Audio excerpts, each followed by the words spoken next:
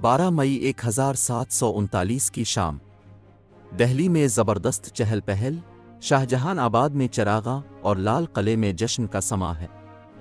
गरीबों में शरबत, पान और खाना तकसीम किया जा रहा है।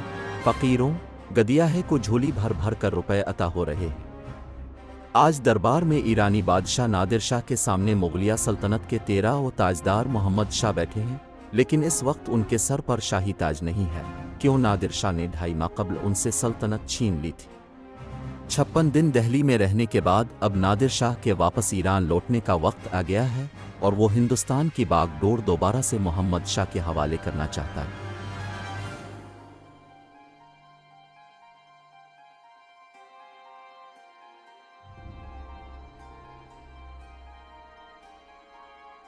नादिर शाह घाघ सियासतदान और घाट घाट का पानी पिए हुए था।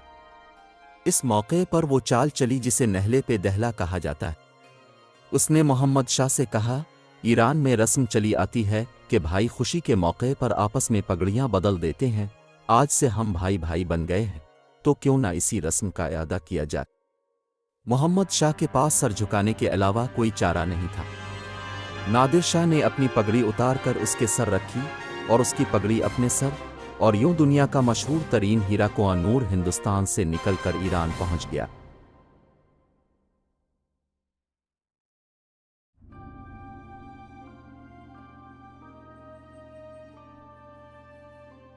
इस हीरे के मालिक मोहम्मद शाह अपने परदादा औरंगजेब आलमगीर के दून हुकूमत में 1702 में पैदा हुए थे। उनका पैदाइशी नाम तो रोशन अख्तर था, ताहम 29 सितंबर 1719 को बादशाह गिर सैयद बरादरान ने उन्हें सिर्फ 17 बरस की उम्र में सल्तनत तैमूरिया के तख्त पर बिठाने के बाद अबू अल-फतह नसीरुद्दीन रोशन अख्तर मोहम्मद शाह का खिताब दिया। खुद उनका तखल्लुस व सदा रंगीला था। इतना लंबा नाम कौन याद रखता, चुनांचे अवाम ने दोनों को मिलाकर मोहम्मद शाह रंगीला कर दिया और वो आज तक हिंदुस्तान के तूल व अर्ज में इसी नाम से जाने और माने जाते।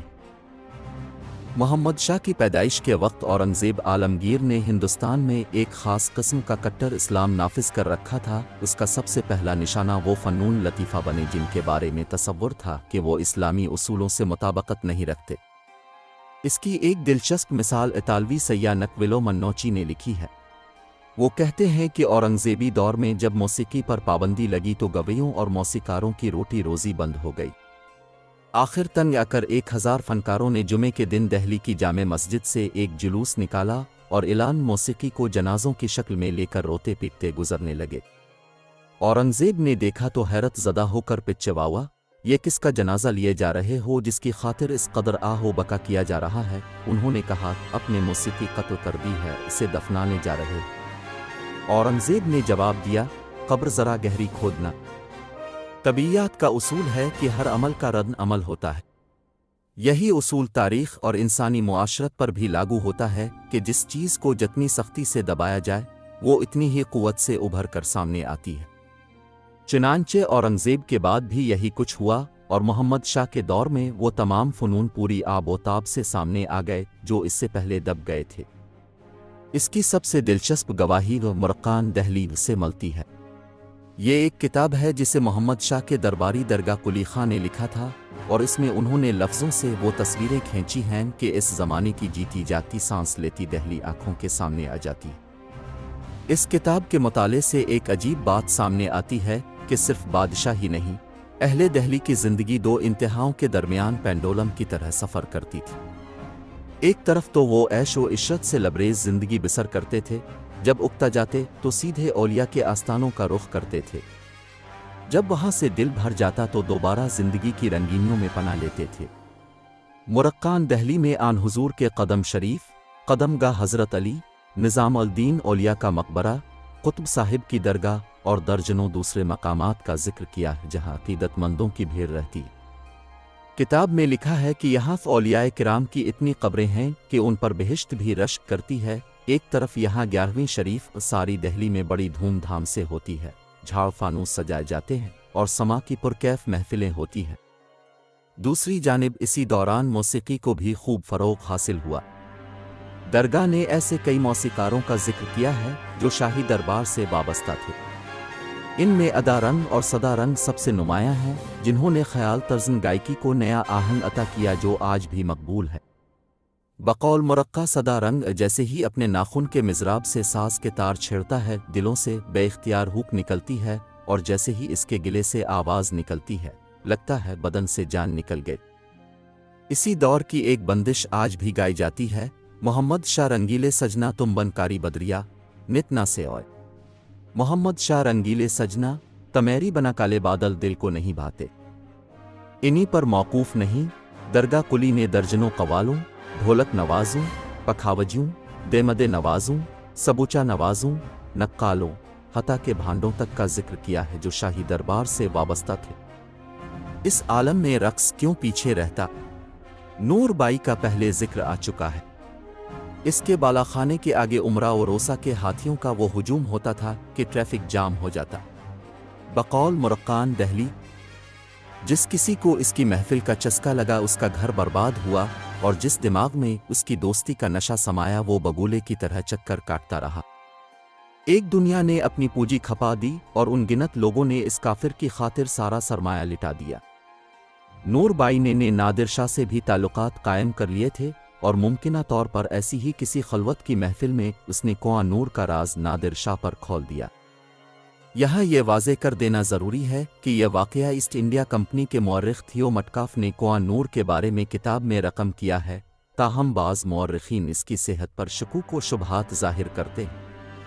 اس کے باوجود یہ اس قدر مشہور ہے کہ ہندوستان کی اجتماعی یادداشت کا حصہ بن گیا ہے۔ درگاہ قلی خاں ایک اور طوائف اد بیگم کا حیرت انگیز احوال کچھ یوں بیان کرتے ہیں۔ اد بیگم دہلی کی مشہور بیگم ہیں جو پائجامہ نہیں پہنتی، بلکہ اپنے بدن کے نچلے حصے پر پائجامہ کی طرح گل بوٹے بنا لیتی ہیں۔ بینے ایسے گل بوٹے بناتی ہیں جو رومی کمخاب کے تھان میں ہوتے ہیں۔ اس طرح وہ عمرہ کی محفلوں میں جاتی ہیں، اور کمال یہ ہے کہ پائجامہ اور اس نقاشی میں کوئی امتیاز نہیں کر پاتا۔ جب تک اس راز سے پردہ نہ اٹھے کوئی ان کی کاریگری کو نہیں بھانپ سکتا۔ یہ میر تقی میر کی جوانی کا زمانہ تھا۔ کیا عجب کہ یہ شعر انہوں نے اد بیگم ہی سے متاثر ہو کر کہا ہو۔ جی پھٹ گیا ہے رشک سے چشمہ لباس کے، کیا تنگ جامہ لپٹا ہے اس کے بدن کے ساتھ۔ اس دوران محمد شاہ کے شب و روز کا معمول یہ تھا، صبح کے وقت جھروک درشن میں جا کر بٹیروں یا ہاتھیوں کے لڑائیوں سے دل بہلانا۔ اس دوران کبھی کوئی فریادی آ گیا تو اس کی بپتا بھی سن لینا۔ سے پہر کے وقت بازی گروں، نٹوں، نقالوں اور بھانڈوں کے فن سے حظ اٹھانا، شام رقص و موسیقی سے اور راتیں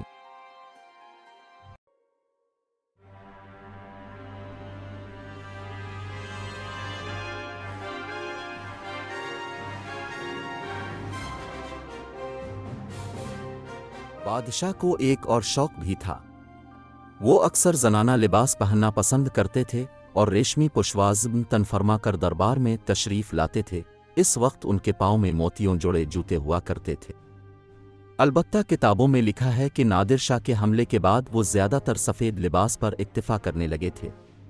مغل فن مصوری جو اورنگزیب کے دور میں مرجھا گیا تھا، اب پوری آب و تاب سے کھل کر سامنے آیا۔ اس دور کے نمایاں مصوروں میں ندے مل اور چترمن کے نام شامل ہیں، جن کی تصاویر مغلیہ مصوری کے سنہرے دور کے فن پاروں کے مقابلے پر رکھی جا سکتی۔ شاہ جہان کے بعد پہلی بار دہلی میں مغل مصوری کا دبستان دوبارہ جاری ہوا۔ اس طرز کی نمایاں خصوصیات میں ہلکے رنگوں کا استعمال اہم ہے۔ الف سین کے علاوہ پہلے دور کی مغلیہ تصاویر میں پورا فریم کھچا کھچ بھر دیا جاتا تھا۔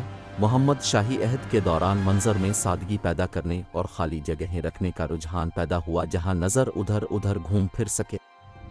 اسی دور کی ایک مشہور تصویر وہ ہے جس میں خود محمد شاہ رنگیلا کو ایک کنیز سے دان عیش دیتے دکھایا گیا ہے۔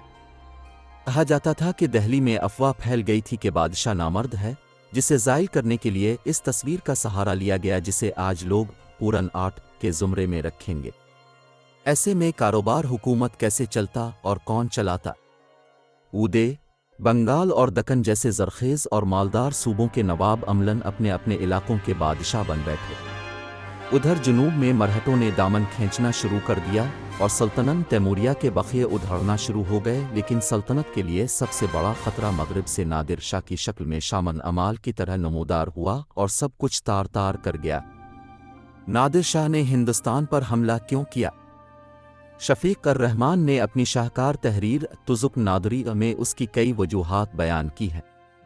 मसलन हिंदुस्तान के गवैये नादरना देम देम करके हमारा मजाक उड़ाते हैं, अब फिर ये कि हम तो हमला करने नहीं बल्कि अपनी फूफी जान से मुलाकात के लिए आए थे। मुज़ा अपनी जगह, असल सबब सिर्फ दो थे।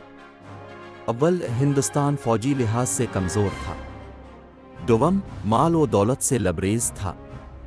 इन्हितात के बावजूद अब भी काबुल से लेकर बंगाल तक मुग़ल शहंशाह का सिक्का चलता था और उसका दारुल हुकूमत दिल्ली इस वक्त दुनिया का सबसे बड़ा शहर था, जिसकी 20 लाख नफूस पर मुश्तमिल आबादी लंदन और पेरिस की मुश्तरका आबादी से ज़्यादा थी और उसका शुमार दुनिया के अमीर तरीन शहरों में किया जा सकता था। चुनांचे नादिर शाह 1739 के अवाइल में फ़ातेह हिंद की मशहूर गुज़रगा दर खैबर उबूर करके हिंदुस्तान में दाखिल हो गया। कहा जाता है कि मोहम्मद शाह को जब भी बताया जाता कि नादिर शाह की फ़ौजें आगे बढ़ रही हैं तो वो यही कहता, हुनूस दिल्ली दूर अस्त, यानी अभी दिल्ली बहुत दूर है, अभी से फ़िक्र की क्या बात है। जब नादिर शाह दिल्ली से 100 मील दूर पहुंच गया तो वो कुरहा मुग़ल शहंशाह को ज़िंदगी में पहली बार अपनी फ़ौजों की क़ियादत खुद करना पड़ी। यहाँ भी कर्रोफर का ये आलम कि इसके लश्कर की कल तादाद लाखों में थी, ताहम इसका बड़ा हिस्सा बावर्चियों, माशकियों, कुल्लियों, खिदमतगारों, खुज़िंचियों और दूसरे सिविलियन अमले पर मुश्तमिल था, जबकि लड़ाका फ़ौजी 1 लाख से कुछ ही ऊपर थे। इसके मुकाबले पर ईरानी फ़ौजी सिर्फ 55,000 थे, लेकिन कहाँ जंगों के पाले नादिर शाही लड़ाका दस्ते और कहाँ लहू व लाब में धत मुग़ल सिपाही। करनाल के मैदान में सिर्फ 3 घंटे में फ़ैसला हो गया और नादिर शाह मोहम्मद शाह को कैदी बनाकर दिल्ली के फ़ाते की हैसियत से शहर में दाखिल हुआ। अगले दिन ईद अल-ज़हा थी। दिल्ली की मस्जिदों में नादिर शाह के नाम का खुतबा पढ़ा गया और टकसालों में उसके नाम सके ढाले जाने लगे। अभी चंद ही दिन गुजरे थे कि शहर में अफवाह फैल गई कि एक तवाइफ ने नादिर शाह को कत्ल कर दिया है। दिल्ली के बासियों ने इससे शाह पाकर शहर में तैनात ईरानी फ़ौजियों को कत्ल करना शुरू कर दिया। इसके बाद जो हुआ वो तारीख़ के सफ़हात पर कुछ यूँ रकम है। सूरज की किरणें अभी अभी मशरिकी उफ़ुक़ से नमूदार हुई थीं कि नादिर शाह दुरानी अपने घोड़े पर सवार लाल किले से निकल आया। इसका बदन ज़रा बख्तर से ढका हुआ, सर पर आहनी खुद और कमर पर शमशीर बंधी हुई थी और कमानदार और जर्नैल हमरा थे।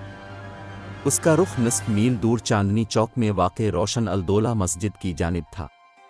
मस्जिद के बुलंद सहन में खड़े होकर उसने तलवार नियाम से निकाल ली। ये इसकी सिपा के लिए इशारा था। सुबह के 9 बजे क़ल्न आम शुरू हुआ। क़िज़लबाश सिपाहियों ने घर घर जाकर जो मिला इसे तहन तेग करना शुरू कर दिया। इतना खून बहा कि नालियों के ऊपर से बहने लगा। लाहौरी दरवाज़ा, फैज़ बाज़ार, काबली दरवाज़ा, अजमेरी दरवाज़ा, हौज़ काजी और जोहरी बाज़ार के गुंजान इलाके लाशों से अट गए। हज़ारों औरतों को रैप किया गया। सैकड़ों ने कुनवों में गिरकर खुदकुशी को तरजीह दी। कई लोगों ने खुद अपनी बेटियों और बीवियों को कत्ल कर दिया कि वो ईरानी सिपाहियों के हत्थे ना चढ़ी। अक्सर तारीख़ी हवालों के मुताबिक इस दिन 30,000 दिल्ली वाले तलवार के घाट उतरे। आखिर मोहम्मद शाह ने अपने वज़ीर आज़म निज़ाम अल-मलिक को नादिर शाह के पास भेजा। रवायत है कि निज़ाम अल-मलिक नंगे पाँव, नंगे सर नादिर शाह के सामने हाजिर हुआ और अमीर खुसरो से मंसूब ये शेर पढ़ा, दिगर नुमानिद किसी ताबे तेर नाज कशी, मगर के जंदे कनी मुर्दे राव बाज कशी, और कोई नहीं बचा जिसे तो अपनी तगन्नास से कत्ल करे, सिवाय इसके कि मर्दों को जिंदा करे और दोबारा कत्ल करे। इस पर कहीं जाकर नादिर शाह ने तलवार दोबारा नियाम में डाली और उसके सिपाहियों ने हाथ रोका। क़ल्न आम बंद हुआ तो लूट मार का बाजार खिल गया। शहर को मुख्तलिफ हिस्सों में तकसीम कर दिया गया और फौज की ड्यूटी लगा दी गई कि वो वहाँ से जिस कदर हो सके माल व ज़र इकट्ठा करे। जिस शख्स ने अपनी दौलत छुपाने की कोशिश की, इसे बदतरीन तशद्दुद का निशाना बनाया गया। जब शहर की सफाई हो गई तो नादिर शाह ने शाही महल की जानिब तवज्जो की। इसकी तफसील नादिर शाह के दरबारी तारीख नवीस मिर्ज़ा मेदी उस्तराबादी ने कुछ यूं बयान की है। चंद दिनों के अंदर अंदर उम्माल को शाही खजाना खाली करने का हुक्म दिया गया। यहाँ मोतियों और मूंगों के समंदर थे, हीरे, जवाहरात, सोने चांदी की कानें थीं जो उन्होंने कभी ख्वाब में भी नहीं देखी थीं। हमारे दहली में क़याम के दौरान शाही खजाने से करोड़ों रुपए नादिर शाह के खजाने में मुंतकिल किए गए। दरबार के उमरा, नवाबों और राजाओं ने मजीद कई करोड़ सोने और जवाहरात की शक्ल में बतौर तावान दिए। एक महीने तक सैकड़ों मजदूर सोने चांदी के जेवरात, बर्तनों और दूसरे साज और सामान को पिघलाकर ईंटें ढालते रहे ताकि उन्हें ईरान ढोने में आसानी हो। शफीक अर्रहमान तुजुक नादरीज में इस अमल की कहकहा बार तफसील बयान की है। हमने इजरान मुरव्वत मोहम्मद शाह को इजाज़त दे दी कि अगर इसकी नज़र में कोई ऐसी शय हो जिसको हम बतौर तोहफा ले जा सकते हों और गलती से याद ना रही हो तो बेशक साथ बांध दे। लोग धाड़े मार मार कर रो रहे थे और बार बार कहते थे कि हमारे बगैर लाल किला खाली खाली सा लगेगा। ये हकीकत थी कि लाल किला हमें भी काफ़ी खाली खाली लग रहा था। नादिर शाह ने कल कितनी दौलत लौटी? तारीख दानों के एक तखमीने के मुताबिक उसकी मालियत इस वक्त के 70 करोड़ रुपए थी, जो आज के हिसाब से 156 अरब डॉलर बनती है, यानी पाकिस्तान के 3 बजटों के बराबर। ये इंसानी तारीख की सबसे बड़ी मुसल्लह डकैती थी। मुग़लों की दरबारी और सरकारी ज़बान फ़ारसी थी, लेकिन जैसे जैसे दरबार की गिरफ्त अवामी ज़िंदगी पर ढीली पड़ती गई, अवाम की ज़बान यानी उर्दू उभर कर ऊपर आने लगी। बिल्कुल ऐसे ही जैसे बरगद की शाखें काट दी जाएं तो उसके नीचे दूसरे पौधों को फलने फूलने का मौका मिल जाता है। चुनांचे मोहम्मद शाह रंगीला के दौर को उर्दू शायरी का सुनहरा दौर कहा जा सकता है। इस दौर की इब्तिदा खुद मोहम्मद शाह के तख्त पर बैठते ही हो गई थी, जब बादशाह के सालन जुलूस यानी 1719 में ही वली दक्कनी का दीवान दक्कन से दहली पहुंचा। इस दीवान ने दहली के ठहरे हुए अदबी झेल में ज़बरदस्त तलातुम पैदा कर दिया और यहाँ के लोगों पर पहली बार इंकिशाफ हुआ कि उर्दू, जिसे इस ज़माने में रेख्ता हिंदी अदकनी कहा जाता था, में यूं भी शायरी हो सकती है। देखते ही देखते उर्दू शायरों की पनीरी तैयार हो गई, जिनमें शाकिर नाजी, नजम अल दीन आबरू, शर्फ अल दीन मज़मून और शाह हातिम वगैरह के नाम अहम हैं।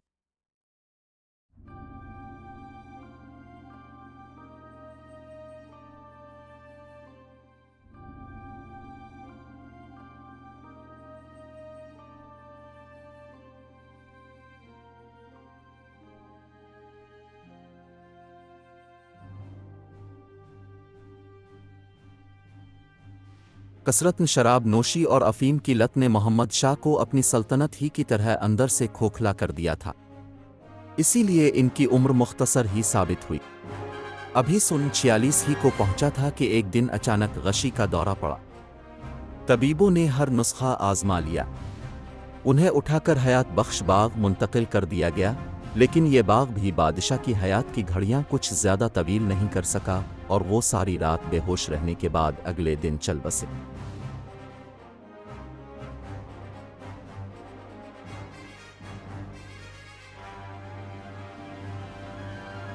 ये अप्रैल की 15 तारीख थी और साल था 1748। एक लिहाज से ये मोहम्मद शाह के लिए अच्छा ही हुआ, क्योंकि इसी साल नादिर शाही के एक जर्नल अहमद शाह अब्दाली ने हिंदुस्तान पर हमलों की इब्तिदा कर दी थी। जाहिर है कि बाबर, अकबर औरंगज़ेब के बरक्स मोहम्मद शाह कोई फ़ौजी जर्नल नहीं था और नादिर शाह के ख़िलाफ़ करनाल के अलावा इसने किसी जंग की क़यादत नहीं की। न ही इनमें जहाँबानी व जहाँगीरी की वो क़ुव्वत और तवानाई मौजूद थी जो पहले मुग़लों का ख़ासा थी। वो मर्न अमल नहीं बल्कि मर्न महफिल थे और अपने परदादा औरंगज़ेब के बरक्स फ़न्नून हर्ब से ज़्यादा फ़न्नून लतीफ़ा के शदाई थे।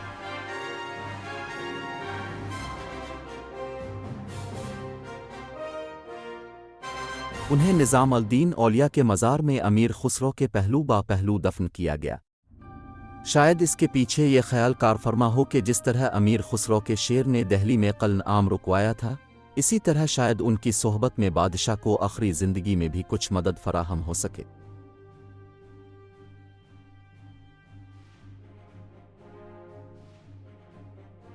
क्या मुग़ल सल्तनत के इन्हिदाम की सारी जिम्मेदारी मोहम्मद शाह पर डालना दुरुस्त है? हमारे ख्याल से ऐसा नहीं है। खुद औरंगज़ेब ने अपनी इंतहा पसंदी, सख्त गिरी और बिलावजा लश्कर कशी से तख्त के पायों को दीमक लगाना शुरू कर दी थी। जिस तरह सेहतमंद जिस्म को मुतवाज़िन ग़िज़ा की ज़रूरत पड़ती है, ویسے ہی صحت مند معاشرے کے لیے زندہ دلی اور خوش طبعی اتنے ہی ضروری ہیں جتنی طاقتور فوج۔ اورنگزیب نے شمشیر و سنا والے پلے پر زور ڈالا تو پڑپوتے نے طاؤس و رباب والے۔ نتیجہ وہی نکلنا تھا جو سب کے سامنے ہے۔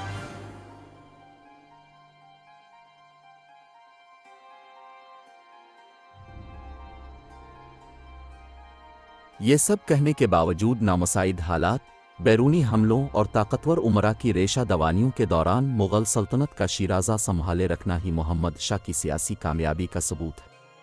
ان سے پہلے صرف دو مغل حکمران اکبر اور اورنگزیب ہی گزرے ہیں جنہوں نے محمد شاہ سے زیادہ عرصہ حکومت کی۔ دوسری طرف محمد شاہ کو آخری بااختیار مغل شہنشاہ بھی کہا جا سکتا ہے، ورنہ اس کے بعد آنے والے بادشاہوں کی حیثیت امرائے دربار، روہیلوں، مرہٹوں اور بالآخر انگریزوں کے کٹ پتلی سے زیادہ کچھ نہیں تھی۔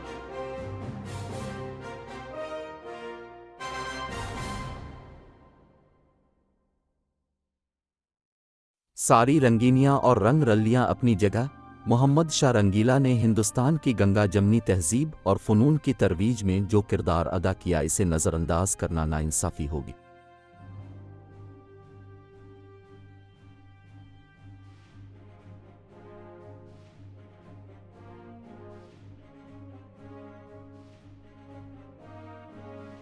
مزید دلچسپ اور معلوماتی ویڈیوز کے لیے ہمارے چینل ریپبلک کو ابھی لائک اور سبسکرائب کرنا نہ بھولیں اور گھنٹی کا بٹن ضرور دبائیں۔